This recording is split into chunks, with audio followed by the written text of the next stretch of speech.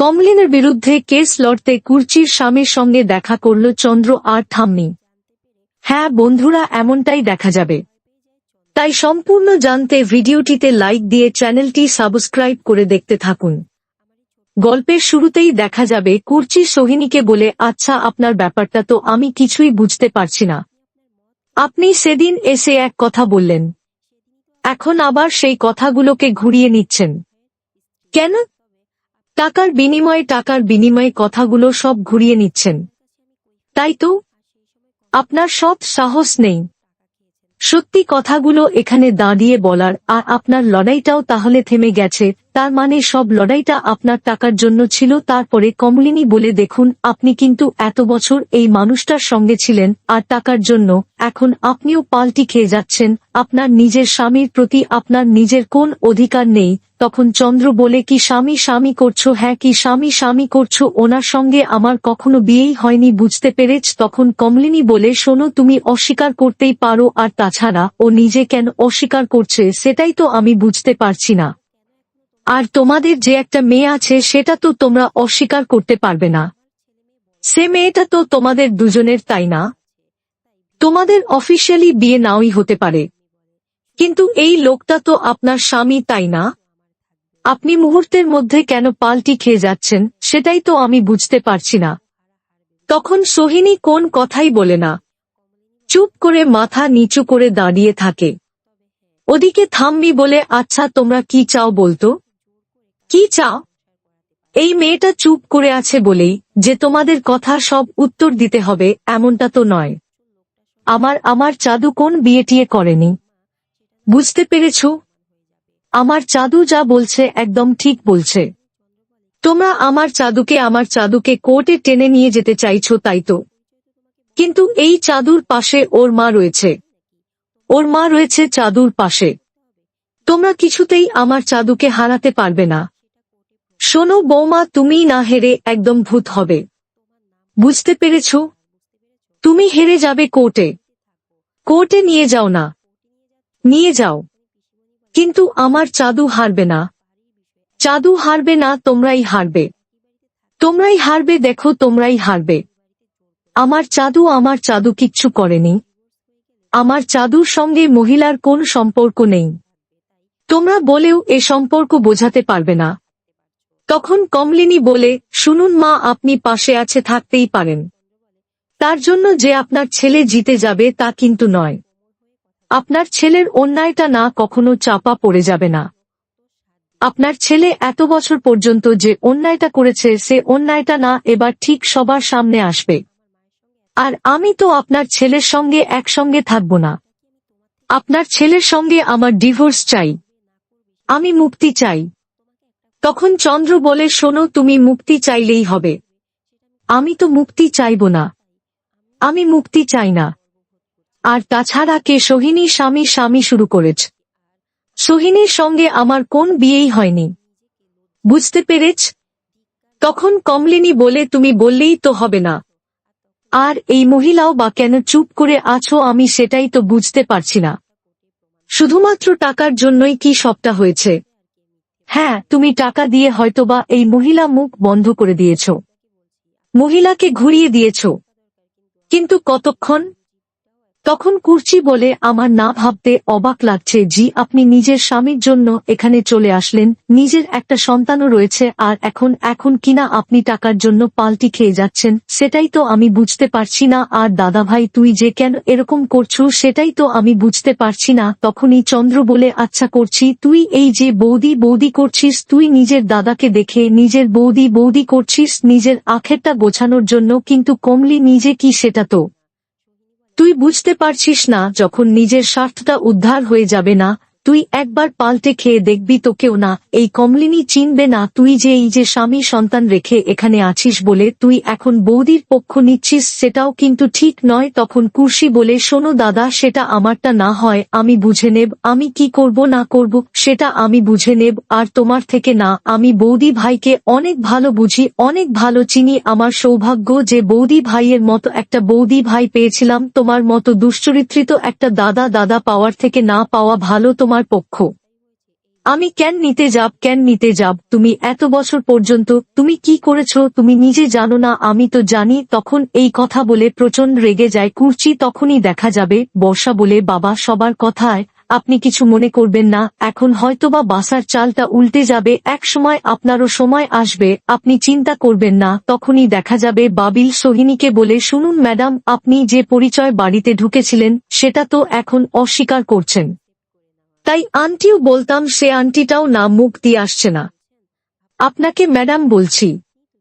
আচ্ছা আপনি প্রথমে এক কথা বলে এখন আবার পাল্টি খেয়ে গেলেন কিভাবে? সেটাই তো আমি বুঝতে পারছি না। আপনি একজন মহিলা, আপনি একজন মহিলা হয়ে আপনি কেন বুঝতে পারছেন না যে আপনার স্বামী আরেকজন মহিলার সঙ্গে আপনাকে রেখে ঘর করতে চাইছে? তখন মিঠি বলে আপনি যে আস্তে আস্তে সবকিছু থেকে তলিয়ে যাচ্ছেন সেটা কি আপনি বুঝতে পারছেন? আপনি কেন বুঝতে পারছেন না? আপনি কিন্তু সাক্ষী হতে পারতেন, আপনি কিন্তু সবটা পাল্টে দিতে পারতেন, তা না করে আপনি কিনা এরকম ভাবে পাল্টি খেয়ে যাচ্ছেন।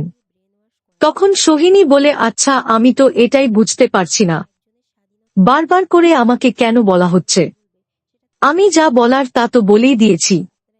হ্যাঁ, হয়তোবা চন্দ্রের সঙ্গে আমার অফিসিয়ালি কোন আয়োজন করে বিয়ে হয়নি, কিন্তু আমি একটা কারণে এখানে এসেছিলাম, আর তাছাড়া আমরা অনেক ঋণে পিনে জড়িয়ে গিয়েছিলাম, তাই আমি চন্দ্রকে খুঁজতে খুঁজতে এখানে এসেছি।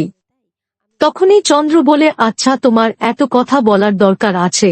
তখন সোহিনী বলে কেন বলবো না, এখন আমারটা আমি বুঝে নিতে পারলেই আমি এখান থেকে চলে যাব, আমি তো আর কিছু বলতে চাই না, সত্যি আমি আর কিছু বলতে চাই না। তখন এই কথাটিতে কমলিনী বলে হ্যাঁ টাকাতে মুখ বন্ধ হয়ে গেছে, তাই তো চন্দ্র নিশ্চয়ই আপনাকে টাকা দিয়েছে, তার জন্য আপনার মুখটা বন্ধ হয়ে গেছে, কিন্তু আমি এটা বুঝতে পারছি না যে আপনার তো একটা মেয়ে রয়েছে।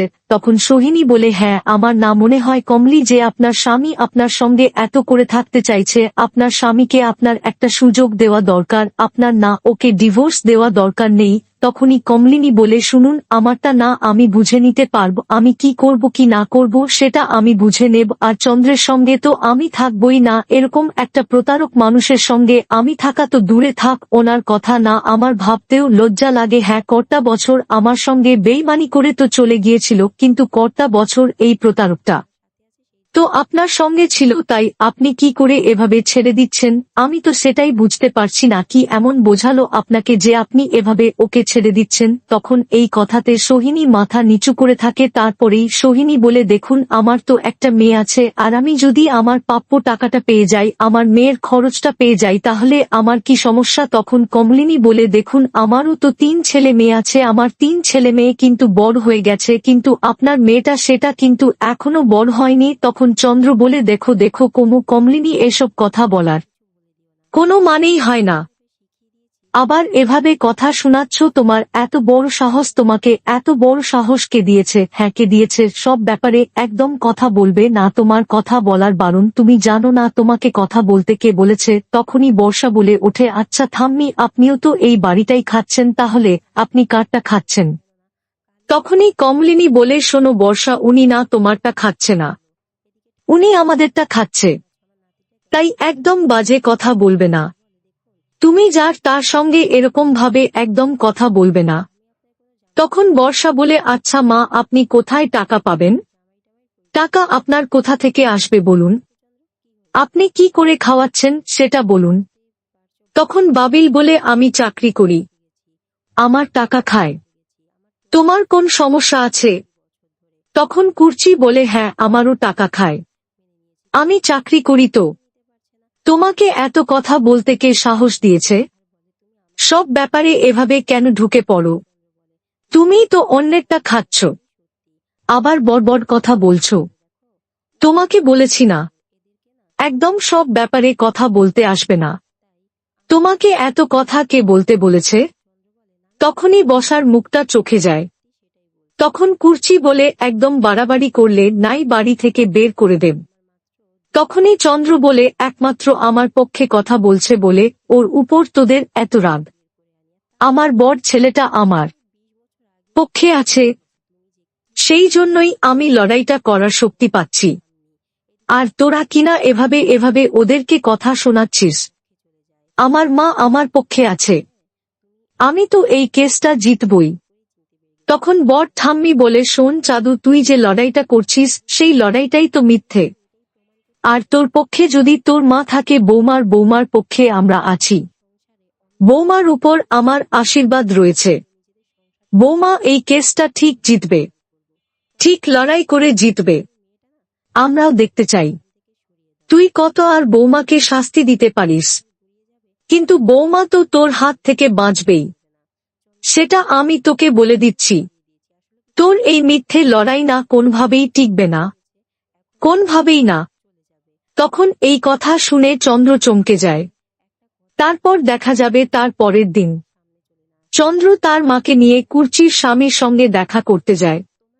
তখনই ঠাম বলে, আচ্ছা চাঁদু, তোর কি মনে হয় কুর্চির স্বামী আমাদেরকে সাহায্য করবে? তখন চন্দ্র বলে, হ্যাঁ মা, ও ছাড়া আমাদেরকে আর সাহায্য কেউ করতে পারবে না। ওর সঙ্গে তো আমাদের দেখা করতেই হবে, ওর সঙ্গে দেখা করে এই কেসটা লড়তে বলতে হবে।